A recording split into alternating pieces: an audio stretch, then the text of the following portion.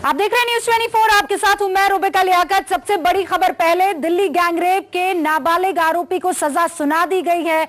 ये वो सजा सुनाई गई है जिस पर जाहिर सी बात है सवाल उठने खड़े हो गए हैं। गैंगरेप के सबसे बड़े मुजरिम को 3 साल की सजा सुनाई गई है। जुवेनाइल जस्टिस बोर्ड ने 16 दिसंबर के दिल्ली गैंगरेप के नाबालिग आरोपी को दोषी तो करार दिया है, रेप और मर्डर समेत 12 मामलों में 3 साल की सजा सुनाई गई है। हालांकि जुवेनाइल कोर्ट के मुताबिक यह अधिकतम सजा है। सजा काटने के लिए अब मुजरिम को विशेष सुधार गृह में भेज दिया जाएगा।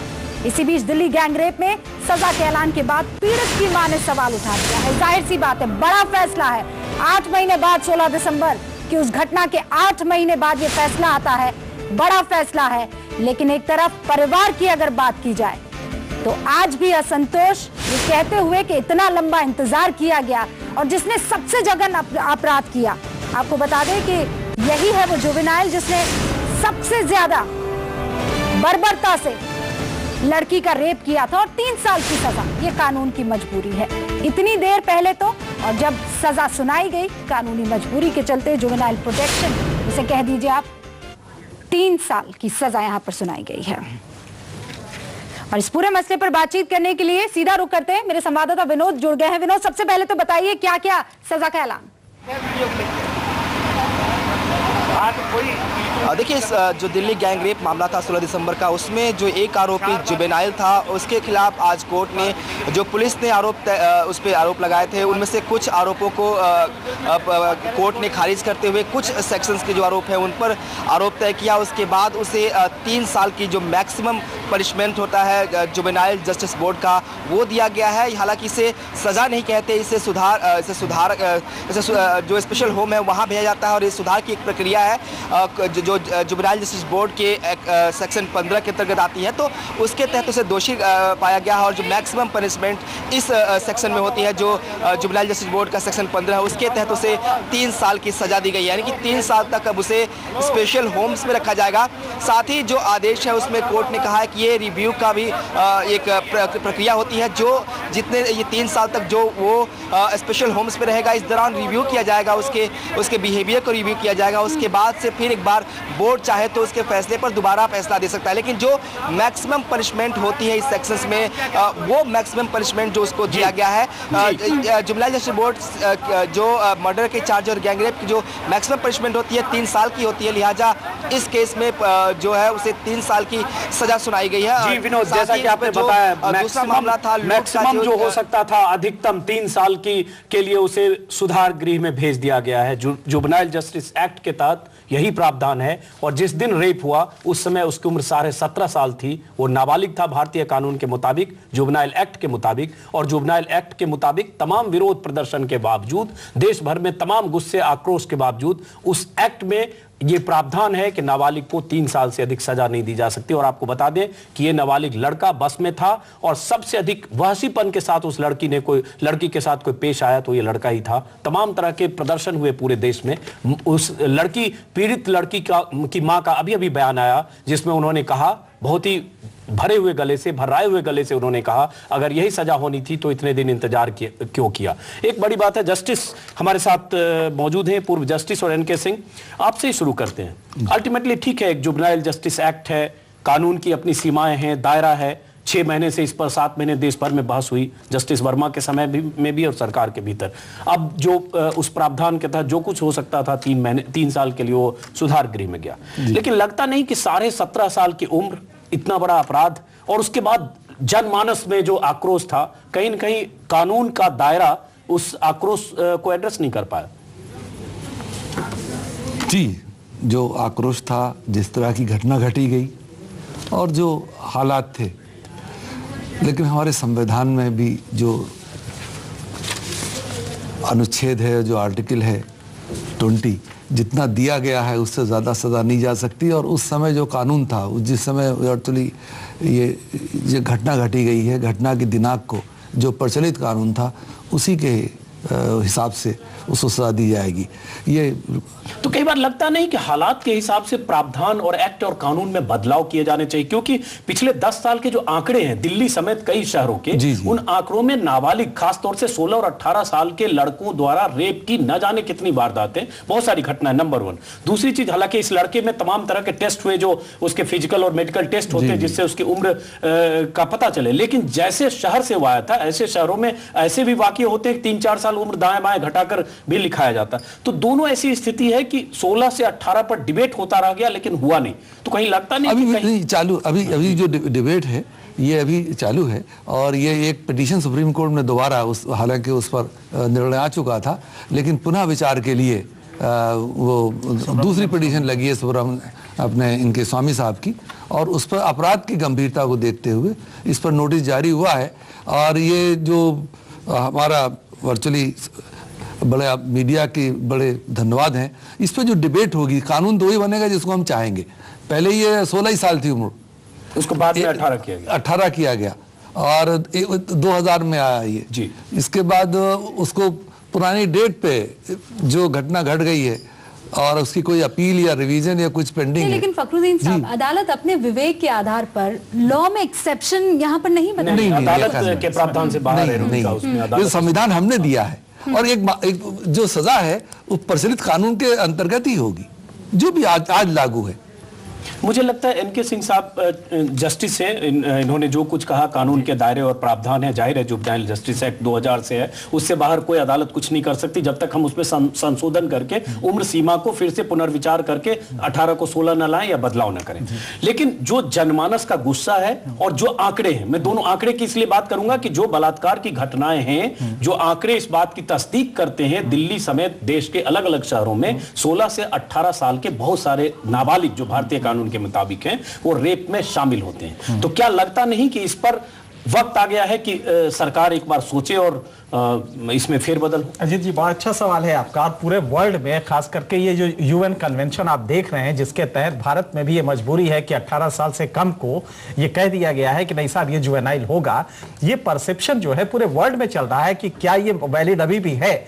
जब खान पान बढ़ता है, उसकी एज जो होती है, मैच्योरिटी, एडल्टहुड, वो बढ़ती है। ऐसे में एक आपको याद होगा कि यूनाइटेड स्टेट्स में लिवरपूल में एक केस भी हुआ था इसको लेके, जिसको कि जेम्स ब्लजर केस कहते हैं, और उसमें भी यही हुआ था कि नहीं साहब उसका मेंटल एज, उसका फिजिकल कैपेसिटी, ये देख के magnitude and nature of crime इसको देखना पड़ेगा। अगर नेचर ऑफ क्राइम रेप का है तो उसमें यह रिलैक्सेशन नहीं देना चाहिए कम से कम। और मेरे ख्याल से यूके में जब अगर रेप का मामला होता है तो उसको रेप की तरह ट्रीट किया जाता है।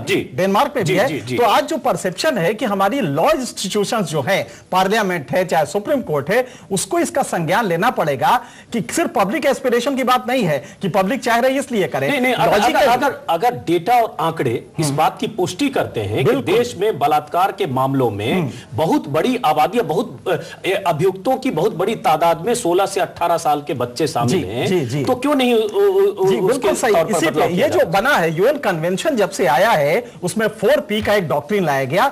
ये दरअसल बच्चे को प्रोटेक्ट करने के लिए, आप जुवेनाइल जस्टिस में भी देखें, इसलिए है कि वो बाल सुधार गृह में जाए, उसके अपराध के लिए नहीं है, वो विक्टिम सेंट्रिक नहीं है कि विक्टिम को देख के करे कि वो जो लड़की 23 साल की थी उसको ये झेलना, बच्चे को सुधारने की प्रवृत्ति है कि बच्चा शायद सुधार के इसीलिए कहा जाता है रास्ते पर आ जाए। जी, जो juvenile in conflict with law, इसका जो डॉक्ट्रिन है, ये जो पूरा आप लॉ देखते हैं, इसका जो बेसिक थ्योरी है वो है juvenile in conflict with law. वो ये नहीं कह रहा कि जुवेनाइल अपराधी है। तो वो लड़की मर गई, सिंगापुर में डेथ हो गया, जो उसके साथ हुआ उस पर उसको नहीं दिया गया है, बजाय जुवेनाइल को प्रोटेक्ट करते हुए 3 साल के लिए। यही इसका प्रॉब्लम। टीना शर्मा जी, देखा कुछ देर पहले बहुत सारे एडवोकेट, सीनियर एडवोकेट, उन्होंने कहा जो संविधान में जिसके जो प्रावधान था उसके तहत जो हुआ हम सेटिस्फाइड हैं, लेकिन आप सेटिस्फाइड हैं? नहीं, मैं बिल्कुल सेटिस्फाइड नहीं हूं। देखिए, पहली बात हमें ये मानना पड़ेगा, जैसे एनके सिंह साहब ने कहा कि यूएन कन्वेंशन जो है 1991 में जो हमारे पास आया, उसमें हमारा देश भी पार्टिसिपेट कर रहा था, और यूके का ये जो पूरा कॉन्सेप्ट है उसको हर देश में उनके यहाँ पर ग्रेविटी ऑफ क्राइम को देखा जाता है, विमेन, क्राइम अगेंस्ट विमेन को देखा जाता है और टेररिज्म को इसमें लिया जाता है। इनफैक्ट बीजिंग रूल जो है 1985 वो भी इस बात को सपोर्ट करता है। मैं इसमें एक बात बहुत प्रोमिनेंटली यहाँ पर ऐड करना चाहूंगी कि जुवेनाइल जस्टिस बोर्ड जो है उसका इंटरप्रिटेशन जो है वो इस तरीके का है कि उसमें इसकी सजा को, इसके डिटेंशन को, क्योंकि ये सजा नहीं है, इसके डिटेंशन को बढ़ाया जा सकता था।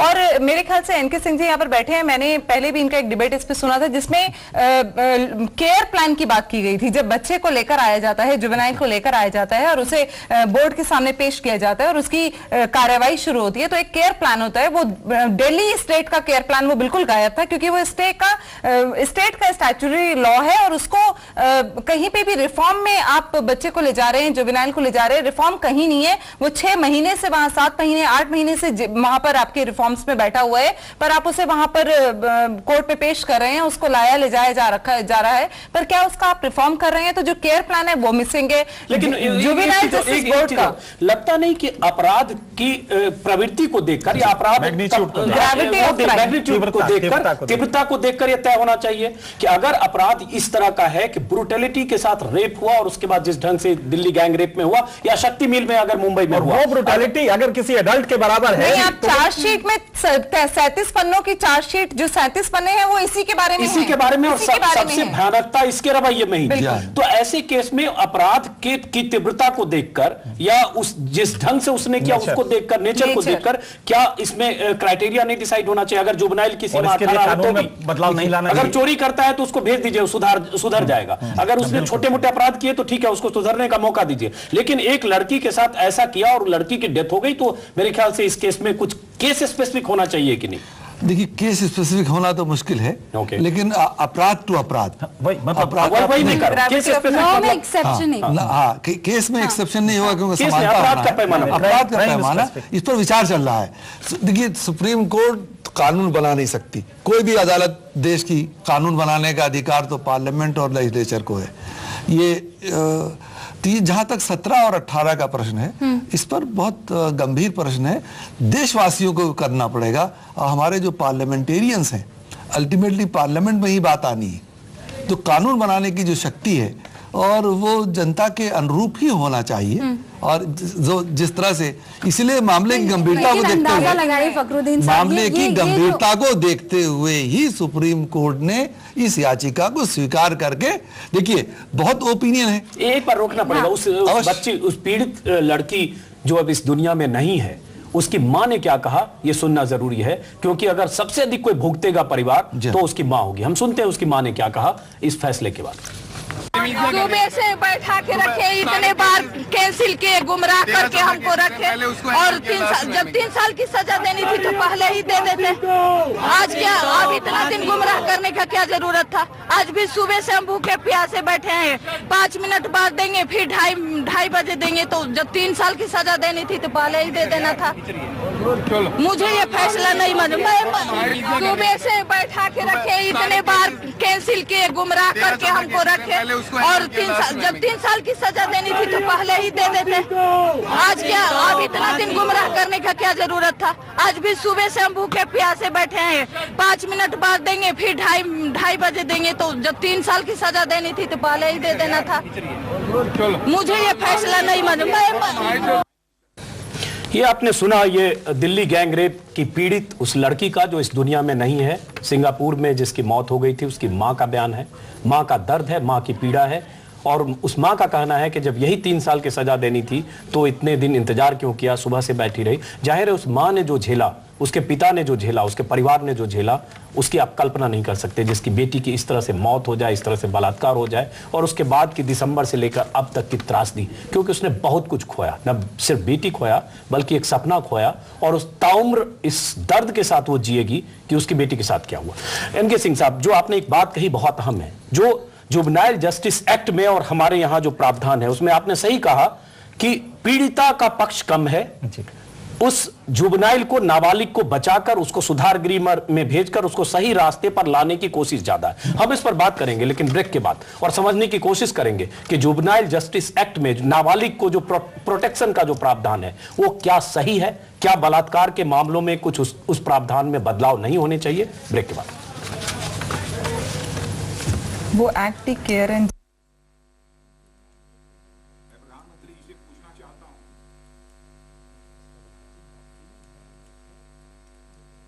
क्या फॉरेन मनी के आधार देख रहे हैं न्यूज 24 नजर। आप देख रहे हैं न्यूज 24 नजर हर खबर पर। 16 दिसंबर को हुए दिल्ली गैंगरेप केस में आज पहला फैसला आया है। जुवेनाइल जस्टिस बोर्ड ने जुवेनाइल पर फैसला सुनाया है। 3 साल के लिए सुधार गृह में भेज दिया गया है। सबसे ज्यादा हीनियस क्राइम चार्जशीट में बकायदा है कि इसी शख्स ने किया था, लेकिन 3 साल के लिए, अब इसे सजा भी नहीं कहा जा सकता है, जुवेनाइल प्रोटेक्शन एक्ट के तहत 3 साल के लिए सुधार गृह में भेज दिया गया है। लेकिन सबसे बड़ा अगर झटका किसी को लगा है तो जाहिर सी बात है उस मां को लगा है जिसकी बेटी अब इस दुनिया में नहीं है, और अब वो मां किस तरीके से असंतोष जाहिर कर रही है, पहले ये सुनिए, सुनना जरूरी है। सुबह से बैठा के रखे, इतने बार कैंसिल किए, गुमराह करके हमको रखे, और 3 साल की सजा देनी थी तो पहले ही दे देते। आज क्या, अब इतना दिन गुमराह करने का क्या जरूरत था? आज भी सुबह से हम भूखे प्यासे बैठे हैं, 5 मिनट बाद देंगे, फिर 2:30 बजे देंगे। तो जब 3 साल की सजा देनी थी तो पहले ही दे देना था। अंदाजा लगाइए। ये एनके सिंह साहब, आपसे पूछूंगी मैं सवाल। आप देखिए किस तरीके से वो परेशान हो रही है। ये वो केस है जिसने देश ही नहीं दुनिया को हिला दिया था।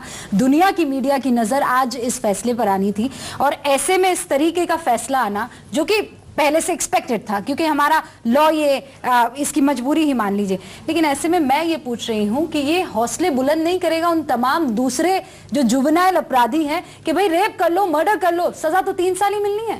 जी हाँ, बहुत बड़ा वैलिड आपका सवाल है। कई बार होता है कि अब इसी केस में आप देख लीजिए, जो माँ का इस समय प्रलाप है वो हम सब लोग उसके साथ है, क्योंकि लग रहा है कि कहीं कोई गलती बहुत बड़ी हुई है। होता यह है कि जब कानून बनता है तो एक इंस्टीट्यूशन होता है, लेजिस्लेचर, पार्लियामेंट है।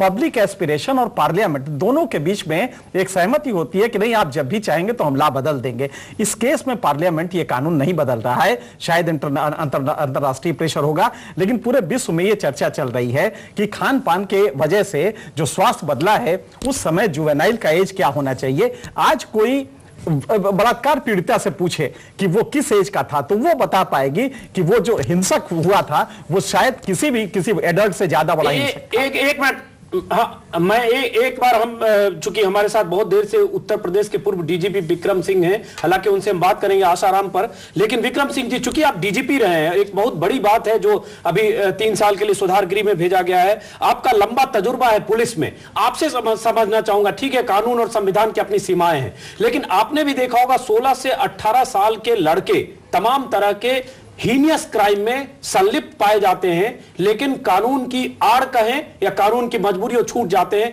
आपका क्या तजुर्बा है? नहीं, आप बिल्कुल ठीक कहते हैं। और एक विद्वान वक्ता ने जो ये कहा, खान पान को लेकर के अब बहुत लंबी बड़ा एक अपराधियों का वर्ग है जो कि 18 साल के आसपास या उससे 1 या 2 साल कम है, और इनके विरुद्ध कार्रवाई करना और प्रभावी कार्रवाई करना कि इस प्रकार का दुस्साहस वो न करें, ये एक बहुत बड़ी चुनौती पुलिस और प्रशासन की है।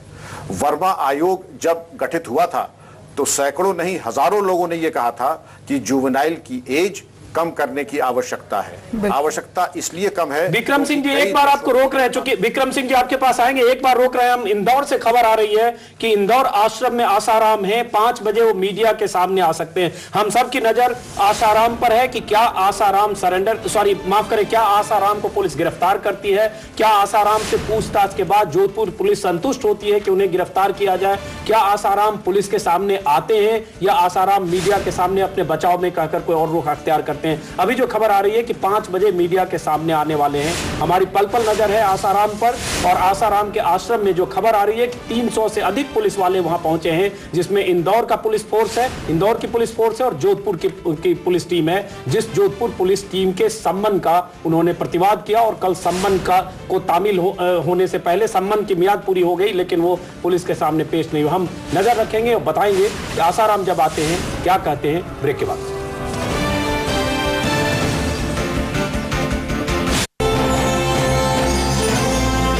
रही है न्यूज 24 नजर। छुपा ब्रेक के बाद आप सभी का एक बार फिर स्वागत है। अब जरा आसाराम बापू की बात कर ले। पिछले कई घंटों से झांसाराम बन गए हैं, लगातार झांसा दे रहे हैं, पुलिस उन्हें तलाश कर रही है। ये वो शख्स है जो धर्म के चोले में देश की दो सबसे बड़ी पार्टियों को, दो राज्यों की पुलिस को अपने अंगूठे पर रखे हुए हैं।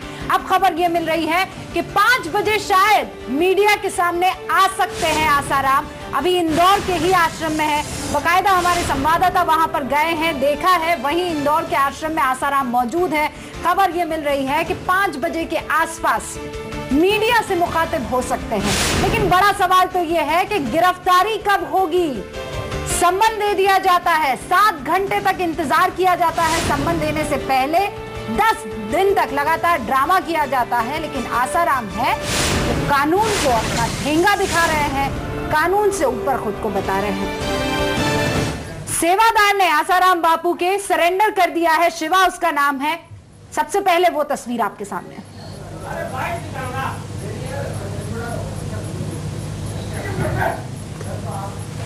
लेकिन उससे पहले लीजिए सुनिए। ट्रेन हो तो पहुंचने के लिए कम से कम 7:45 बजे पहुंचो और कम से कम 7 बजे 6:30 बजे निकलूं तब। तो इसने झूठ बोला है कि शिवा ने 15 अगस्त की रात को फलाना, ये पूरा का पूरा झूठ है। और बापूजी की इसमें, बापूजी भी कभी इसमें, बापूजी के ऊपर कोई भी आँच होने वाली नहीं है। आपने ऐसा कहा साजिश है, तो आप किसका नाम लेना चाहेंगे? साजिश में देखो, एक तो 100% है, बापूजी पूरे दिन पर बापूजी राम नाम का जप करवाते हैं। तो उनको क्रिश्चियन लोगों को यह है कि राम नाम नहीं, सबके हिंदुओं के गले में राम नाम नहीं होना चाहिए, हनुमान जी नहीं होने चाहिए। क्रिश्चियन का लोग वो जीसस क्राइस्ट का जो क्रॉस होता है वो लटकाना चाहते हैं। तो बापू जी उसका विरोध करते हैं। तो वो सब सारे बापू के पीछे पड़े हैं। बाकी और भी कई है, बाकी ज़्यादातर तो आप हो इसमें स्ट्रॉन्ग, मीडिया स्ट्रॉन्ग है कि मीडिया कहीं पे भी उनको पूछो, अंदर बीच तक जाओ कि किसी ने क्या किया है, वो आपको जाना चाहिए। बापू अभी कहाँ है? बहरहाल हमारे रिपोर्टर ने सबको झांसा देने वाले झांसाराम का पता लगा लिया है। हमने आपको बताया इंदौर के आश्रम में ही है, इसके बारे में हम आपको बताएंगे। लेकिन ना, सबसे पहले सवाल ये कि 5 बजे, अब ये कहा जा रहा है सिंह साहब 5 बजे आएंगे मीडिया के सामने। अभी भी ये नहीं है कि पुलिस के पास जाएंगे, सरेंडर करेंगे या पुलिस गिरफ्तार करेंगे, अभी तो मीडिया के सामने, यानी अभी और चल सकता है लंबाई। नहीं, मुझे लगता है कि ये कोई बात ही नहीं हुई कि आप मीडिया के सामने आएंगे, डेमोक्रेटिक राइट एक्सरसाइज करेंगे, फ्रीडम ऑफ एक्सप्रेशन एक्सरसाइज करेंगे। अभी तो यह है कि पहले पुलिस को जवाब दीजिए। आपके पास पुलिस गई है और इस समय मीडिया के आने की जगह आप पुलिस को बताएं कि आपने क्या किया है। तो मुझे लगता है कि फिर से अगर ये पुलिस ये डील दे रही है तो एक बार फिर से गलती कर रही है। और वही कमजोरी जो स्टेट एपरेटस में दिखाई दे रहा था राजस्थान में, मध्य प्रदेश में, वही फिर से एक बार दिखाई दे रहा। मुझे लगता है सही आप करें एनके सिंह साहब। एक बार हम मुंबई चलते हैं। अभय वर्तक हैं, आसाराम के समर्थक हैं, प्रवक्ता हैं सनातन धर्म के। सनातन धर्म के आप समर्थक हैं, प्रवक्ता है अभय वर्तक जी। धर्म क्या कहता है? धर्म गुरु के लिए कानून अलग, आम आदमी के लिए कानून अलग। अगर धर्म गुरु पर, किसी धर्म गुरु पर, अगर आसाराम धर्म गुरु हैं और उन पर अगर इल्जाम लगा है, एफआईआर दर्ज हुआ है, पुलिस ने उन्हें कल हाजिर होने के लिए सम्मन दिया था, उन्हें कल आखिरी दिन था, कल पुलिस के सामने हाजिर होना था, पेश होना था। आसाराम छुपा छुपी का खेल क्यों खेल रहे हैं?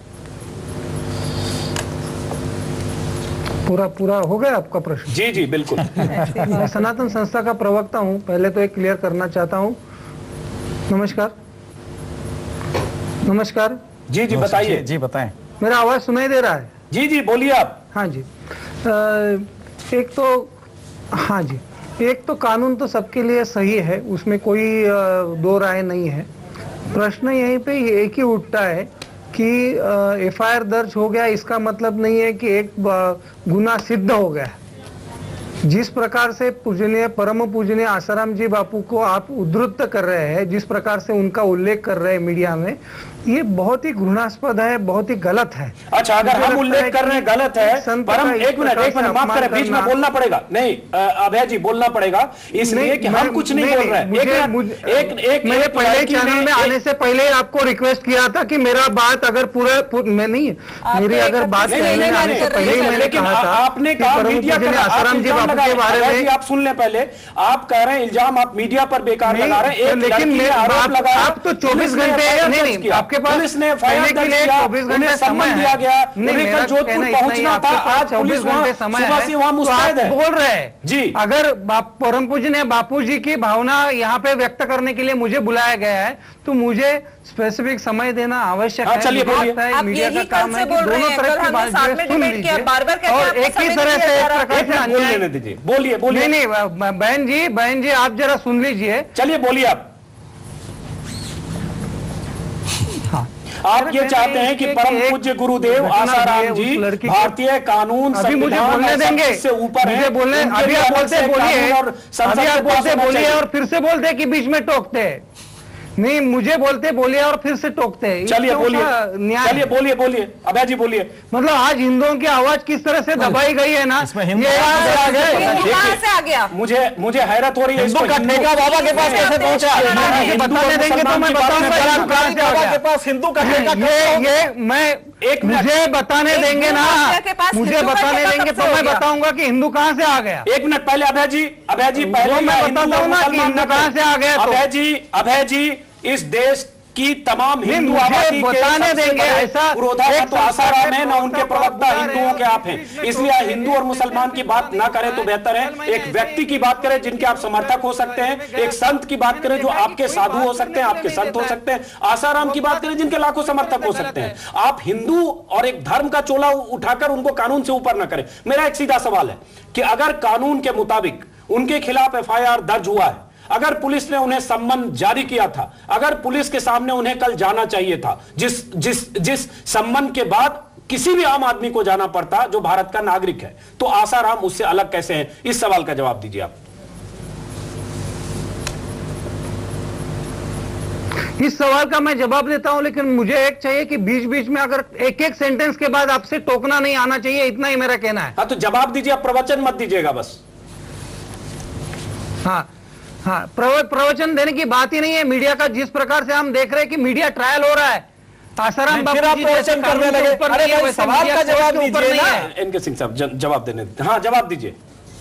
मेरा कहना इतना ही है कि परम पूज्य ने बापू जी का वहां पे जाना, ठीक है, बापू जी ने तो कल कहा था कि मैं सुबह भी उन्होंने कहा था कि मैं इंदौर आश्रम में बैठा हूं, जोधपुर पुलिस 8 दिन से उनके पास क्यों नहीं गई, ये मुझे बताइए। ये तो पुलिस से पूछा जाना चाहिए। देखिए ऐसा है, नहीं दे रहा है, यही तो बात बताइए। पुलिस यहाँ पे कानून के अभ्यासक बैठे हुए हैं, पुलिस की लापरवाही बैठे हुए हैं। अगर पुलिस और सरकार की लापरवाही भगत और आसाराम मेरा पानी नहीं होती का सवाल है, आज जोधपुर में होते और पुलिस से पूछताछ के बाद सलाखों के पीछे होते। ये तो लापरवाही मिली भगत। उन्होंने कभी नकार दिया था, पुलिस उनके पास कभी क्यों नहीं गई? इसका जवाब तो पुलिस को देना होगा और इसके लिए हम सवाल पूछ रहे हैं सरकार से भी। हम आपसे पूछ रहे हैं कि आप कल सम्मन की आखिरी तारीख थी तो जोधपुर क्यों नहीं गए? पुलिस ने क्या किया उस पर हम 10 दिन और बात करेंगे, अभी 10 दिन से बात कर रहे हैं। आप पुलिस के प्रवक्ता नहीं, आप आसाराम जी के समर्थक हैं। मेरा कहना इतना ही है कि जी मेरा कहना इतना ही है भैया कि आप देखिए कि एक हिंदू संत है, इसके लिए आप लोग इतने टूटे पड़े हुए हैं। जामा मस्जिद का जो प्रमुख इमाम बुखारी है से घूम रहा है, आप उसके ऊपर कभी भी आवाज नहीं उठाई है। आपको मालूम है कि परम पूज्य आसाराम बापू जी के साथ जो भी भक्त है तो उनकी कोई भावना नहीं है, उनको कैसे भी हम कुचल सकते हैं। इस प्रकार से नहीं हो सकता है। देखिए आसाराम बापू जी के पास 8 दिन से पुलिस ऑफिसर्स क्यों नहीं गए? में क्या किया आसाराम जी के भक्तों ने, आज जोधपुर में क्या किया, इसकी तस्वीरें हम दर्शकों को लगातार दिखा रहे हैं। अगर भक्त इस तरह से कर रहे हैं और मैंने वो भी देखी है, वो भी मैंने देखी है, और आसाराम बापू जी के आश्रम से बयान भी आया है कि कुछ गुंडों का ये हमला है। आसाराम बापू जी के आश्रम से किसी ने भी उन व्यक्तियों का समर्थन नहीं किया है, ये भी आपको ध्यान में रखना होगा। ऐसा है कि आसाराम ये तो कह नहीं सकते थे कि हमारे लोगों ने किया, तो उन्होंने पल्ला झाड़ लिया, लेकिन उससे ये कम नहीं हो जाता क्योंकि वो एयरपोर्ट पे मुंबई में जो कुछ हुआ वो आसाराम की फौज फाटे के साथ, जो काफिले के साथ जो लोग थे उन्होंने किया। लेकिन चलिए मुद्दा भी हम भटकाने की बजाय हम सीधा एक सवाल पूछते हैं। एक सवाल भारतीय संविधान से क्या आसाराम ऊपर है? क्या भारत का कानून उन पर लागू नहीं होता? क्या अगर उनके खिलाफ FIR दर्ज हुआ और जोधपुर पुलिस ने सम्मन देकर उन्हें हाजिर होने को कहा तो उन्हें हाजिर होना चाहिए या नहीं? ये सवाल का जवाब दीजिए। इस पर आप हिंदू धर्म, हिंदू राष्ट्र की बात ना करें, सीधे जवाब दीजिए। मेरा सीधा उत्तर है कि संविधान के ऊपर कोई भी इस देश का नागरिक नहीं है, संत हो या सामान्य व्यक्ति हो, सभी समान हैं, इसमें कोई दोहरी राय नहीं है। लेकिन एक सिनेरियो में पूरा इसमें देखना चाहिए। सिर्फ एक बात को नोच कर यहाँ पे DGP साहब भी है, यहाँ पे देखते हैं हम वड्रा के ऊपर एक IAS है और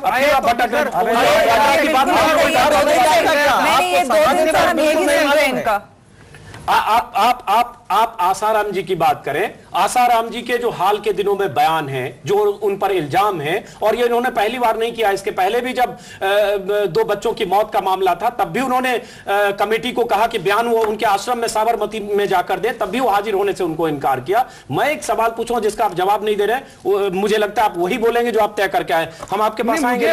विक्रम सिंह जी DGP हमारे साथ, उत्तर प्रदेश के फॉर्मर DGP रह चुके हैं विक्रम सिंह जी, आपने इनकी बात सुनी, हम लगातार आपसे बात कर रहे हैं। जो आपने पहले भी कहा, क्या यह माना ना जाए जिस ढंग से ये बचाव कर रहे हैं, जिस ढंग से आसाराम के मामले में पुलिस ने अब तक किया। अभी भी जो खबर आ रही है कि 300 पुलिस वाले आश्रम में मौजूद हैं, SP DM तक मौजूद हैं, पता नहीं क्या बात आसाराम से हो रही है, क्या ऐसी मजबूरी है कि उनसे पूछताछ करके उन्हें अगर जरूरत लगती है, अगर प्रथम दृष्टया अपराध बनता है, उन्हें गिरफ्तार करने की बजाय आश्रम में क्या खेल चल रहा है? यह पुलिस का सरेंडर करना, झुकना है या नहीं? देखिए, हम लोग पहले मुद्दे के ऊपर आ जाएं। एक प्रथम सूचना पंजीकृत होती है और उसमें एक अवयस्क बालिका ने आरोप लगाए हैं, और जिन आरोपों के माध्यम से मैं समझता हूं कि उसमें जिसको आरोपित किया गया है उसका उत्तरदायित्व है कि अपना पक्ष पुलिस के सामने प्रस्तुत करे। धारा 41 CRPC के अंतर्गत पुलिस ने संबंध जारी किया।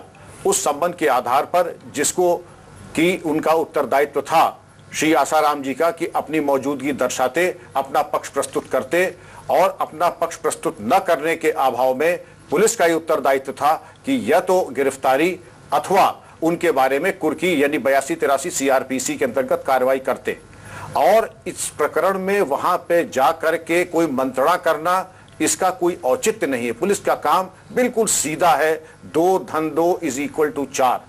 या तो आप सरेंडर करें कोर्ट में जाके, सरेंडर नहीं करते हैं तो पुलिस के सामने अपना पक्ष प्रस्तुत करें। अगर पुलिस समझती है कि आपका पक्ष तर्क संगत है तो उस पर तदनुसार कार्रवाई करें। बहुत इंपॉर्टेंट बात विक्रम सिंह जी ने कही, दर्शकों को बता दें, विक्रम कार्रवाई है जिसमें गिरफ्तारी है। वो कह रहे हैं कि मंत्रणा करने का कोई मतलब नहीं। मंत्रणा से मतलब यह कि इसके पहले भी इंदौर में जब सम्मन तामील करने की बात आई, 7 घंटे तक पुलिस आश्रम के बाहर इंतजार करती रही, आसाराम के नखरे झेलती रही। आसाराम पुलिस के सामने आने को तैयार नहीं हुए और मजबूरी में अंततः 7 घंटे के बाद पुलिस किसी ढंग से सम्मन तामील करके आई। कल आखिरी दिन था, हाजिर नहीं हुए, इंदौर में है, और इंदौर में अभी पुलिस का बहुत बड़ा काफिला आश्रम के भीतर, जो अभी विक्रम सिंह जी ने कहा आपने सुना। अब सवाल उठता है जस्टिस फखरुद्दीन साहब, लगता नहीं कि यहां पर जब भी हम इस देश में आम आदमी होता है और कोई VIP होता है, संत महात्मा हो या असरदार कोई भी आदमी हो, पहले तो एक बीमारी का बहाना जो एकदम सेट पैटर्न है, वही एक सेट पैटर्न है, हर आदमी बीमार हो जाता है, और अचानक जो 30 साल से ट्रेडमिल पर चलता है उसको उसी दिन हृदय की गति तेज हो जाती है। आसाराम जी भी बीमार हुए, बीमार के बाद दिल्ली का टिकट कटाया था उन्होंने, कल जाना चाहिए था जोधपुर, और अब उसके बाद जो कुछ हो रहा है, 7 घंटे से वहां पुलिस पूरा काफिला, ये क्यों, इसकी क्या जरूरत है, क्या इसको कहा जाए, कैसे देखा जाए इसको? ये ढिलाई है ये, और ये कानून के अनुसार काम नहीं कर रहे हैं। ये बिल्कुल सही विक्रम सिंह जी ने कहा, FIR दर्ज हुई, उस पर विवेचना की गई है। ये भी नहीं है कि तुरंत FIR हुई और ये किया, विवेचना की है। उन्होंने प्रथम दृष्टया इस मामले को पाया है।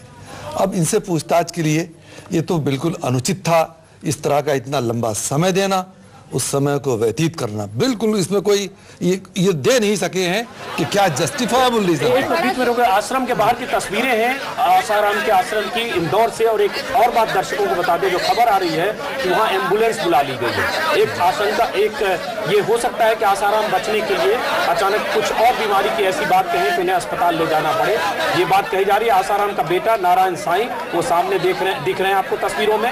आसाराम के बहुत सारे भक्त वहां आसपास है, दर्जनों कैमरा टीम, और उसके बाद जो तस्वीरें, लाइव तस्वीरें आप देख रहे हैं आसाराम के आश्रम के बाहर से, और कहा जा रहा है कि पुलिस का बहुत बड़ा काफिला बहुत सारे अफसर वहां पहुंचे। प्रवीण दुबे हमारे संवाददाता इंदौर में है, आसाराम के आश्रम के ठीक बाहर। प्रवीण, जरा वहां से अपडेट करें, क्या माना जाए कि पुलिस ने आसाराम से पूछताछ कर ली है? क्या पुलिस उन्हें ले जाएगी या आसाराम कुछ और पैतरा दे सकते हैं? क्या कुछ होने वाला, आप देखते हैं। सर, अभी एक एम्बुलेंस आई है और उनके जो बेटे हैं नारायण साई, वो मेन गेट तक आए हैं, शायद ये मीडिया से बात करेंगे। मैं आपको बता दूं कि जब ये हैरत की बात है कि जब डीआईजी यहाँ पर थे और डीएम यहाँ पर अंदर थे, उस समय हमने खुद अपनी आंख से पीछे वाले दरवाजे से जाके आसाराम को हवन करते देखा है। यानी इतना वक्त इन लोगों ने दे दिया, वो उसे उन पूरे प्रशासन को वेट करा सकते हैं। और इसके अलावा जो जोधपुर की पुलिस है वो आ चुकी है, इंदौर के भंवर कुआं थाने में वेट कर रही है। और 5 बजे जब आसाराम बापू प्रेस कॉन्फ्रेंस कर लेंगे तब वो आश्रम में आएगी। यानी पूरी तरह से एक तरह से उन्हें खुली छूट दे रखी है कि वो जो मर्जी चाहे करें, और पुलिस उन्हें सिर्फ शेल्टर करने के लिए और लॉ एंड ऑर्डर बनाने के लिए यहाँ पर मौजूद है। तो प्रवीण, आपने देखा, जैसा कि प्रवीण आप बता रहे हैं, आपने आश्रम के पिछले दरवाजे से देखा कि आसाराम हवन कर रहे हैं, और जैसा कि आप बता रहे हैं डीआईजी, डीएम और पुलिस के कुछ और आला अफसर वहां मौजूद हैं। और जैसा कि आप बता रहे हैं, उसका यह मतलब निकाला जाए कि पुलिस और प्रशासन और आसाराम के बीच एक अंडरस्टैंडिंग हो गई है कि पुलिस कैसे आसाराम से डील करेगी और उसके बाद आसाराम क्या करेंगे, ये माना जाए। बिल्कुल सर, ये बिल्कुल कह सकते हैं कि ये कोई इंटरोगेशन जैसी, कोई पूछताछ जैसी बात नहीं लग रही थी, बल्कि यूं लग रहा था जैसे कोई सौहार्दपूर्ण माहौल में बातचीत हो रही है। बहुत लंबे समय तक वो अंदर थे और उनके अंदर रहने के दौरान वो जो पीछे जहां उनके साधक यज्ञ कर रहे थे, वहां मैंने खुद आसाराम को जाते हुए देखा। सौहार्दपूर्ण माहौल में बात करके क्या पुलिस, जोधपुर पुलिस क्या उन्हें जोधपुर ले जाएगी या सौहार्दपूर्ण माहौल में सब कुछ सौहार्दपूर्ण देखकर उन्हें वहीं छोड़ देगी? जोधपुर पुलिस आने के बाद जब कि बापूजी का स्वास्थ्य थोड़ा नरम गरम है, लेकिन पिछले 13 सालों से लगभग ट्राइजेमिनल न्यूरैल्जिया नाम की जो दिमागी बीमारी होती है, बापूजी ने शायद इसलिए नहीं बताया होगा कि भक्त लोगों को दुख हो, तकलीफ हो। लगातार वो नहीं होती, जो न्यूरोलॉजिस्ट हैं उन्हें पता है। अचानक दिमाग में राइट की लेफ्ट अचानक दर्द उठता है, और अगर चालू सत्संग में भी अगर वो दर्द उठता है तो कुछ क्षण चुप रहना पड़ता है। तो हार्ट का थोड़ा सा बीपी हाई और ये ट्राइजेमिनल न्यूरैल्जिया।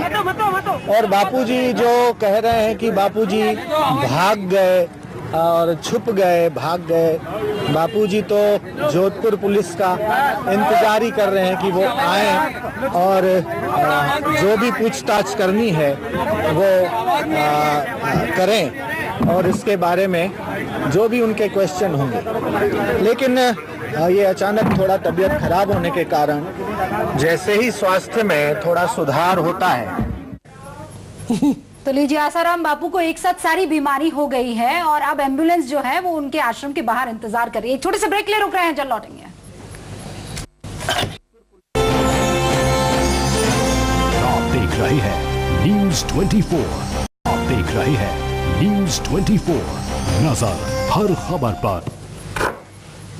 शाम के करीब 5 बज रहे हैं। इंदौर में आसाराम के आश्रम के भीतर पुलिस के पहुंचने की खबर है, लेकिन कुछ मिनट पहले आसाराम के बेटे, वो भी साईं हैं, नारायण साईं, आसाराम के शिष्य भी हैं, आसाराम के रास्ते पर भी आगे बढ़ रहे हैं। उन्होंने अभी कहा कि उनके परम पूज्य पिता बापू आसाराम एक बार फिर बीमार हो गए हैं, और बीमारी भी ऐसी जिसका इलाज बहुत आसान नहीं है, क्योंकि ये दिमाग की बीमारी है जो कभी कभी होती है और जिसके बारे में कुछ न्यूरोसर्जन ही बता सकते हैं। बहुत टेक्निकल टर्म इस्तेमाल किया उस बीमारी का, जो शायद मैं बताऊंगा तो कुछ गलत भी हो सकता है, लेकिन उन्होंने कहा यह दिमाग की बीमारी है जो कभी कभी होती है, दर्द उठता है। जाहिर है दर्द इसलिए उठ रहा है क्योंकि पुलिस उनके दरवाजे पर पहुंच चुकी है। हम पल पल की खबर भी देंगे, ये भी बताएंगे कि आसाराम का क्या दाव पुलिस पर चलता है, क्या पुलिस उन्हें पूछताछ के बाद जोधपुर ले जाती है या क्या पुलिस उन्हें संत और महात्मा बनाकर बख्श देती है, ये भी हम बताएंगे। पल पल की खबर रखेंगे, नजर रखेंगे, लेकिन उससे पहले हम आपको जरा सुनाते हैं कि परम पूज्य संत आसाराम और उनके परम पूज्य बेटे नारायण साईं ने अपने परम पूज्य पिता के लिए क्या कुछ कहा, जरा सुनिए। भी इस बात का जिक्र किया था कि बापूजी का स्वास्थ्य थोड़ा नरम गरम है, लेकिन पिछले 13 सालों से लगभग ट्राइजेमिनल न्यूरैल्जिया नाम की जो दिमागी बीमारी होती है, बापूजी ने शायद इसलिए नहीं बताया होगा कि भक्त लोगों को दुख हो, तकलीफ हो। लगातार वो नहीं होती, जो न्यूरोलॉजिस्ट हैं उन्हें पता है। अचानक दिमाग में राइट की लेफ्ट अचानक दर्द उठता है, और अगर चालू सत्संग में भी अगर वो दर्द उठता है तो कुछ क्षण चुप रहना पड़ता है। तो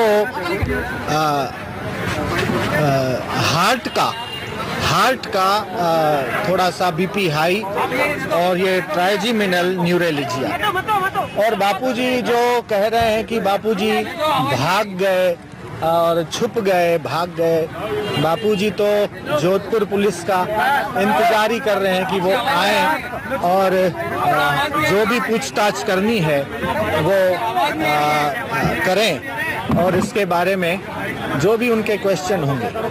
लेकिन ये अचानक थोड़ा तबीयत खराब होने के कारण जैसे ही स्वास्थ्य में थोड़ा सुधार होता है, तो जैसे ही स्वास्थ्य में सुधार होता है तो जोधपुर या तो जाएंगे या तो यहाँ पे अगर जोधपुर पुलिस आती है तो बेशक अपने जो भी उनके सवाल हैं, जो भी क्वेश्चन है वो करे, उसके उत्तर ले। और न्यायपालिका का बापू सम्मान करते हैं। जांच में पहले भी सहयोग दिया है, अभी भी सहयोग देंगे।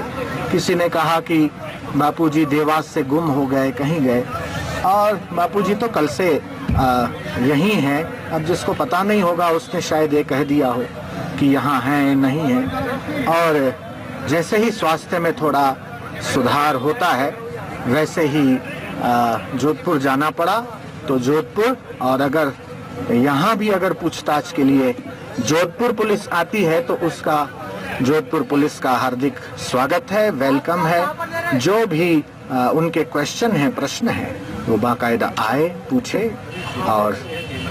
और कल जो मीडिया के भाइयों से भोपाल एयरपोर्ट पे कुछ गर्मा गर्मियाँ झड़प हुई, मैं साथ में था। उस समय जो ही बापूजी कार में बैठने जा रहे थे तो रास्ता एकदम ब्लॉक हो गया। तो किसी भाई ने कहा, भाई रास्ता दे दो, रास्ता दे दो। मैंने भी हाथ जोड़ के प्रार्थना की, और उसमें अगर किसी मीडिया कर्मी को चोट आई है या अभद्र व्यवहार हुआ है तो मैं उसके लिए माफ़ी चाहता हूँ। कल सुबह भी भोपाल से दिल्ली के लिए जाना था, लेकिन बापूजी ने वो फ्लाइट कैंसिल कराई स्वास्थ्य के देखते। 27 तारीख को तो यहाँ इंदौर में समन मिला। उसके बाद फिर जन्माष्टमी का हर साल जो कार्यक्रम होता है वो किया। अचानक खबर मिली हमारे ससुर जी देवकृष्णानी केवल। सुना आपने नारायण सामी, अपने भक्तों के बीच परम पूज्य आदरणीय संत शिरोमणि आसाराम के पुत्र नारायण सामी, उन्होंने क्या कुछ कहा आपने सुना। जैसा कि अक्सर होता है, हम लगातार इस पर बात कर रहे हैं। कोई असरदार आदमी, संत, महात्मा, नेता या बड़ा नौकरशाह जब फंसता है, जब जेल जाने की बारी आती है, जब इल्जाम लगते हैं, जब पुलिस उसके पीछे होती है, उसे बीमारी जरूर होती है। और ये बीमारी किस्म किस्म की बीमारी होती है, और कई बार ऐसी बीमारी होती है जिस बीमारी का इल्म उसे भी पहले नहीं होता है, उसके लोगों, चाहने वालों को भी नहीं होता है, और पहली बार दुनिया को पता चलता है कि उन्हें क्या बीमारी है। तो आसाराम जी को भी जो बीमारी है, इसका पहली बार अभी दुनिया को पता चला। और इसलिए पता चला, जैसा कि अभी उनके बेटे ने कहा, परम पूज्य नारायण साईं जी ने अपने परम पूज्य पिता के लिए, कि उन्होंने इसलिए नहीं बताया था क्योंकि भक्तों को बुरा लगेगा, भक्त दुखी हो सकते हैं, लेकिन उन्होंने बताया कि एक दिमाग में ऐसी बीमारी है जो प्रवचन के दौरान भी बीमारी का दर्द जब उठता है तो उन्हें बेचैनी होती है। लेकिन इस बीमारी का एहसास उन्हें था, उन्होंने जनता और दुनिया को अभी बताया जब पुलिस उनके दरवाजे पर है। जोधपुर पुलिस भी वहां है, इंदौर पुलिस भी है। हम इस पर बात करेंगे कि आखिर ऐसी बीमारी अचानक क्यों हुई, और यह बीमारी जब कल उन्हें सम्मन के लिए आखिरी दिन थी, जोधपुर पहुंचने का आखिरी दिन था, तभी इस बीमारी का इल्म परसों कैसे हुआ। और आज उन्होंने जो कहा, एक बात और हम है, उन्होंने कहा कि अगर वो स्वस्थ होंगे तो जोधपुर जाएंगे। मतलब इसका बिटवीन द लाइंस ये है कि वो अभी अस्वस्थ हैं और कम से कम जोधपुर तो नहीं जाएंगे। तो एक बात ये हो गई। दूसरी बात उन्होंने कहा, चाहे तो जोधपुर पुलिस आए और उनसे पूछताछ करे। अब ये क्या संकेत देता है इनके सिंह जी, आपसे हम सुनना चाहेंगे। देखिए, दिल भी खराब, दिमाग भी खराब, ये दो बातें तो साफ हो गई। तीसरी बात यह है कि एक ब्रीफ पीरियड के लिए आपके तथाकथित परम पूजनीय उनके बेटे ने कहा कि एक ब्रीफ पीरियड के लिए वो लैप्स में चले जाते हैं। मुझे लगता है कि ये डिफेंस आगे आने वाले दिनों में भी यही लिया जाएगा कि साहब वो जो लड़की आई थी उनके पास उस समय वो उसी वाले फेज में चले गए थे, लिहाजा उनका अपराध दोष नहीं है, उस फेज में चले गए थे तो पता नहीं उन्होंने क्या किया होगा। मुझे लगता है कि ये एंगल उधर जा रहा है। बहरहाल इन दोनों में इमोशन को पूरी तरह से कैश कराने की कोशिश की गई है कि भक्त हमारे बिल्कुल तैयार रहें, लेकिन बापू को ये दिलो दिमाग की बीमारी है। मुझे लगता है कि ये एक फाइनल वो है जिसके साथ बचने की कोशिश वो कर रहे हैं। तो बचना एक बात और उन्होंने कही, हम उनसे आपसे भी पूछेंगे, क्योंकि जस्टिस फखरुद्दीन साहब मुस्कुरा रहे हैं। आप बहुत सारे मामले आपने इतने साल देखे होंगे जुडिशरी में, ये बहुत आसान बहाना है और कई बार डॉक्टर और अस्पताल शिफ्ट हो जाते हैं, उनका इलाज होने लगता है महीनों। पप्पू यादव मर्डर में कन्विक्टेड, महीनों अस्पताल में रहे, सालों अस्पताल में रहे, और यूपी के बड़े बड़े बाहुबली तो अस्पताल में ना जाने क्या क्या करते हैं। तो ये आसाराम जी बीमार हो गए और इनकी बीमारी की आड़ में जो कुछ हो रहा है, आपको क्या लगता है? मतलब आपने बहुत सही जो उस तरफ जो इशारे किए हैं, लेकिन न्यायाधीश भी सब जानते हैं, पुलिस भी जानती है कि ये इस तरह से बीमारियां होंगी, इस तरह से ये बीमारियां हो सकती हैं। जी यही करेंगे कि डॉक्टर एक लेके गए हैं, एम्बुलेंस साथ में गई है, तो डॉक्टर से ये सर्टिफाई करा लेंगे कि नहीं इसको कोई बीमारी ऐसी नहीं है जो कि जोधपुर ले जाने में अवरोध करे। लेकिन हमारी हमारी अदालतों के पास वो सब चीजें हैं, और आप देखिएगा समय आने पर सब इलाज बहुत अच्छे ढंग से हो जाएगा।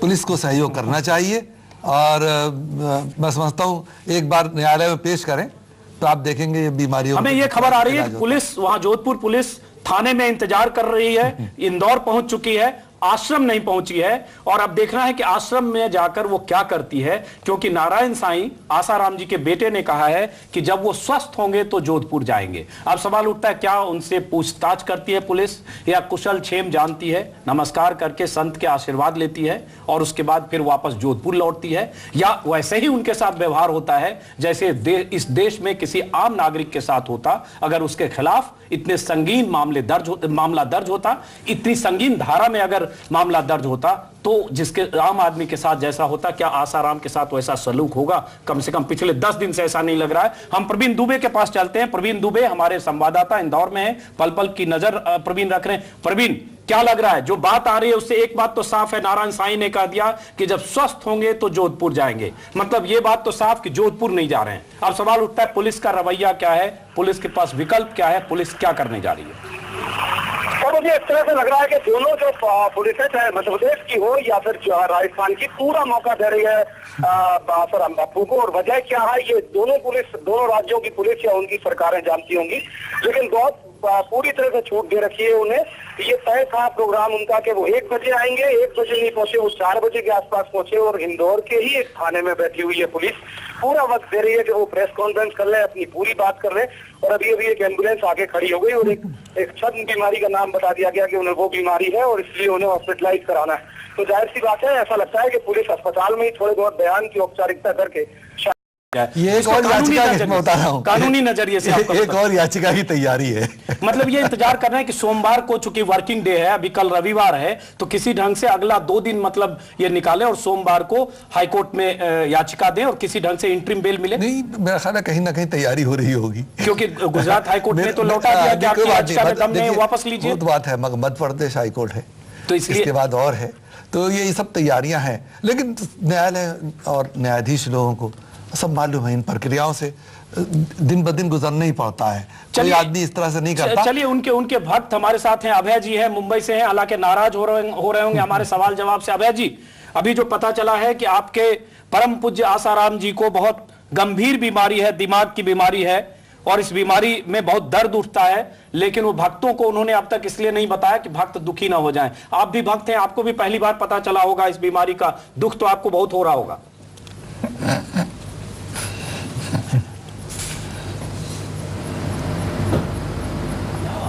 अभय जी, बात आप तक पहुंची, मेरी सवाल पहुंचा आप तक? नहीं, सवाल नहीं पहुंचा। चलिए मैं दोबारा पूछता हूं। अभी बताया गया आसाराम जी के बेटे नारायण साईं ने कहा कि आसाराम जी को दिमाग की गंभीर एक बीमारी है। बीमारी का जो नाम लिया मैं नहीं लूंगा, हो सकता है टेक्निकल एरर हो जाए, क्योंकि ऐसी बीमारी है जो हमने सुना नहीं, मैं डॉक्टर हूं नहीं। उन्होंने कहा दिमाग में दर्द उठता है, प्रवचन के समय में भी कई बार उठता है, और उन्होंने अब तक अपने भक्तों को इस बीमारी की जानकारी इसलिए नहीं दी थी कि भक्त दुखी ना हो जाए। हालांकि पूरे देश को इस बीमारी का तब पता चला जब इंदौर पुलिस उनके आश्रम से 2 किलोमीटर दूर बैठी है। जब दरवाजे पर पुलिस हो तो ऐसी बीमारी, जिस बीमारी का एहसास पूरे देश को अंदाजा नहीं था, और पहली बार उस बीमारी का खुलासा हुआ है। भक्त दुखी होंगे इसी अंदेशा से। तो आप दुखी हैं इस बीमारी पर? आपके गुरुजी को बहुत बड़ी बीमारी हो गई है। नहीं, एक बात तो सुन लीजिए, जिस प्रकार से आपने ये शो कर रहे हैं तो हम वो शो के ऊपर ज्यादा नाराज है।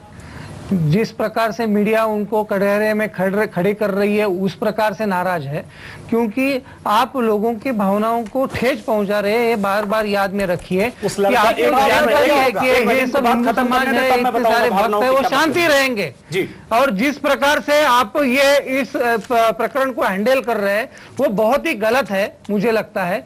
एक बात मैंने भी पूजनीय नारायण साईं जी की बात सुनी है। पूजनीय नारायण साईं ने साफ साफ कहा है, मेरी आवाज आ रही है? जी जी बिल्कुल आ रही है। पूरी तरह से साफ साफ कहा है कि हाँ जी, पूरी तरह से साफ साफ कहा है कि जोधपुर पुलिस यहाँ पे आती है तो बापूजी बयान देंगे। तो इसमें बहुत हड़कंप मचाने की क्या बात है? पुलिस आएगी, उनका जवाब ले लेगी, और जो भी लोग हैं उसके अंदर वो जरूर उसके सामने जाएंगे। किसी ने भी कोर्ट जाने से, पूजनीय बापूजी ने भी जोधपुर जाने से नकार नहीं दिया है। तो इसमें मतलब जिस प्रकार से पूजनीय बापूजी की नहीं, मैं तो बीमारी की बात कर रहा हूँ। अभय बहुत ही अभय जी, यहाँ पे शाही इमाम ने पत्रकारों के ऊपर हमला किया था, पत्रकार क्यों चुप बैठे थे? बापूजी को मुझे बताइए, शाही इमाम परसों नारायण स्वामी की तरफ से कहा गया, साईं की तरफ से कहा गया कि उन्हें बीमारी है। जब कल सम्मन की आखिरी दिन था, आखिरी मियाद सम्मन की पूरी हो रही थी, तभी बीमारी थी। और अब बीमारी ऐसी है कि जोधपुर नहीं जा सकते। आपने कहा कि मीडिया जिस ढंग से खबरों को दिखा रहा है, भावनाओं को ठेस पहुंच रही है, तो आपको बता दूं कि पिछले 4 दिन में 1 लाख से अधिक मैसेज आया, संदेश, और 98% लोग चाहते हैं कि आसाराम को गिरफ्तार किया जाए भारतीय कानून के मुताबिक। क्योंकि ऐसे किसी मामले में किसी और आम नागरिक पर अगर कोई लड़की ऐसा इल्जाम लगाती, FIR दर्ज होता तो सलाखों के पीछे होता। तो लोगों की भावनाएं ये हैं, आपकी भावना, आप देश की 125 करोड़ की जनता की भावनाएं माफ करें, ना माने उसको। इशू हुआ है, 28 को कृष्ण जन्माष्टमी का समय था, 2 दिन में वो सब कोर्ट प्रोसीजर है। यहाँ पे जज बैठे, DGP साहब बैठे, क्या ये कानूनी सलाह लेने में, समय लेने में क्या समय नहीं लग सकता है? कानूनी सलाह लेने का ये मतलब नहीं है कि आप झांसा दें। कानूनी सलाह लेने का यह मतलब नहीं है कि आप झांसा दें, सम्मान की तारीख को स्किप करके आप भोपाल से देवास के रास्ते इंदौर चले जाएं। तो इसमें क्या झांसा देने की बात आ गई? बिल्कुल नहीं, इंदौर चले आए तो इंदौर में उन्होंने कहा है कि यहाँ पे जोधपुर पुलिस आए, तो वहां उन्होंने कहा झांसा दिया है? झांसा ये दिया कि सम्मन की कल आखिरी तारीख थी, मियाद थी, तो उनको जोधपुर जाना चाहिए था। अगर वो फ्लाइट लेके कल दिल्ली आ रहे थे, उसकी वजह फ्लाइट लेके उनको भोपाल से जोधपुर जाना चाहिए था। कल फ्लाइट से वो दिल्ली रवाना हो रहे थे, परसों बीमार थे, तो कल टनाटन बहुत तेज रफ्तार से वो जैसे ट्रेडमिल पर भागते उस रफ्तार से एयरपोर्ट में इंटर कर रहे थे। तस्वीरें दुनिया ने देखी, तो जाहिर है बीमार इतने नहीं थे। और जब वो दिल्ली आ रहे थे तो भोपाल क्यों नहीं गए कल? सॉरी माफ करें, जोधपुर क्यों नहीं गए कल? नहीं, मेरा कहना इतना ही है कि आप जिस प्रकार से उनको समझ नहीं रही है, उनकी छोटी छोटी बातों का बड़ा बड़ा ब्रेकिंग न्यूज बना के दिखा रहे, वो तो बहुत ही गलत है। क्योंकि ये इसका मतलब आपको छोटी बात लग रही है? इसका मतलब अगर एक लड़की ने उन पर बहुत बड़ा यौन उत्पीड़न का आरोप लगाया, उस लड़की के पिता ने कहा है कि अगर उनके खिलाफ कार्रवाई नहीं हुई, गिरफ्तारी नहीं हुई, तो भूख और आमरण अनशन करेंगे, ये आपको छोटी बात लग रही है? नहीं, बिल्कुल नहीं, ऐसा मैंने कभी भी नहीं कहा है। लड़की की भावना को बारे में किसी की भावना अलग नहीं है, सबकी भावना एक ही है, इसमें कोई दो राय नहीं है।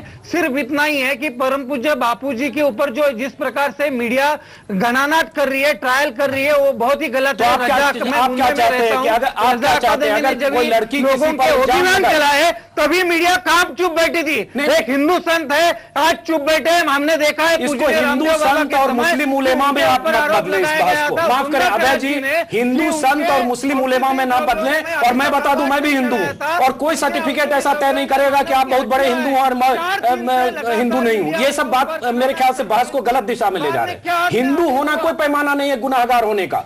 अगर कोई गुनाहगार है, अगर किसी पर इल्जाम लगा, अगर किसी के खिलाफ FIR है तो है, वो हिंदू है, मुसलमान है, सिख, ईसाई, इससे क्या मतलब है? भारत का नागरिक है और भारत के कानून और संविधान से बंधा हुआ हर नागरिक है। सामने आने वाला नहीं है, सिर्फ हम शांति से सुन रहे, शांति से सब कुछ लेके जा रहे, इसका मीडिया गलत तरह से शांति से नहीं, आपने शांति फैलाने की कल कोशिश की भोपाल में शांति नहीं थी और नारायण साहनी ने माना कल एयरपोर्ट जाते हुए आसाराम जी की गाड़ी को रोकने की कोशिश की, कुछ भाई लोगों के साथ धक्का मुक्की हुई, तो माफी चाहता हूं।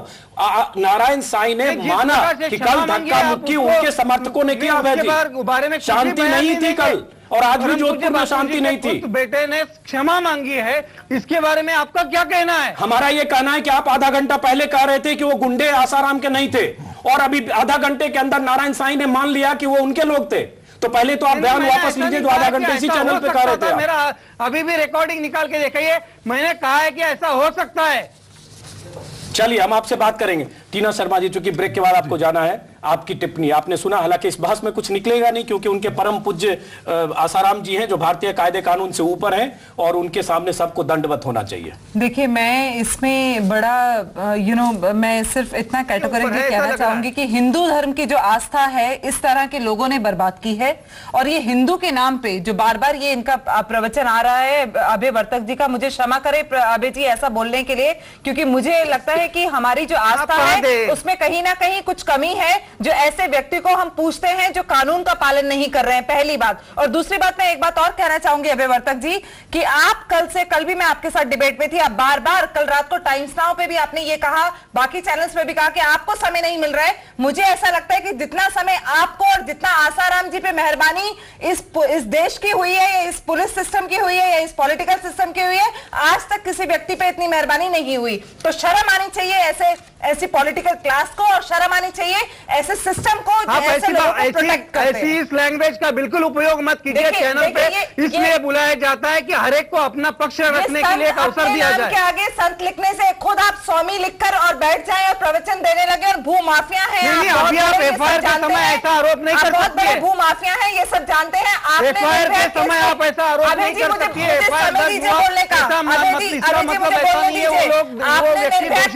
आपके ही बापूजी ने कहा कि अगर वो भाई कहकर उसके पैर पकड़ लेती तो उसका रेप नहीं होता। आपके ही आसाराम जी बापू मर्दानगी के नुस्खे बताते हैं, और आपके ही आसाराम जी बापू की स्टेटमेंट जो चैनल पे आई है कि एक फॉरेनर उसके बेटे से पूछते हैं कि मैं तुम्हारा क्या लगता हूं, तो वो कहता है बापू, तो आपके बापू कहते हैं ओहो मैं आपका बापू हूं, आई लव यू। ये सारा मीडिया ने रिपोर्ट किया और ऑन चैनल है। तो आप ऐसे संतों से हमारे देश को बर्बाद ना करें, और आसाराम जी को जो नाम दिया गया इस चैनल पे झासाराम, ये इमीडिएटली अरेस्ट होने चाहिए। जब भी मुझे बताइए। टीना शर्मा जी, मैं आपका गुस्सा समझ सकता हूं, और अभय जी आप अभय जी आप हस्तिनापुर के सिंहासन से जैसे लोग बंधे होते हैं वैसे आसाराम जी के सिंहासन से आप बंधे हैं। आप अपनी तरफदारी पैरवी करते रहे, इसीलिए हमने आपको बुलाया है। आपके परम पूज्य परम पिता परमेश्वर आसाराम जी पर आरोप है, इल्जाम है, और उस इल्जाम के मुताबिक पुलिस उन्हें गिरफ्तार कर सकती है, और कोई भारतीय नागरिक आम आदमी होता तो अब तक गिरफ्तार हो चुका होता। ब्रेक के बाद हम इस पर बात करेंगे और जानने की कोशिश करेंगे। और इसके साथ ये भी बता दें कि 425 आश्रम है आसाराम जी के, 1400 समिति है, 50 से अधिक गुरुकुल है, और तमाम तरह के इल्जाम है आसाराम जी पर। इस पर हम बात करेंगे ब्रेक के बाद, और समझने की कोशिश करेंगे कि परम पूज्य आदरणीय संत आसाराम जी, क्या पुलिस उन्हें गिरफ्तार करती है, क्या पुलिस उन्हें पूछताछ के लिए जोधपुर ले जाती है, या परम पूज्य आदरणीय आसाराम जी बीमारी की आड़ में एक बार फिर पुलिस को गच्चा देकर आश्रम में बने रहते हैं। ब्रेक के बाद इस पर बात करेंगे।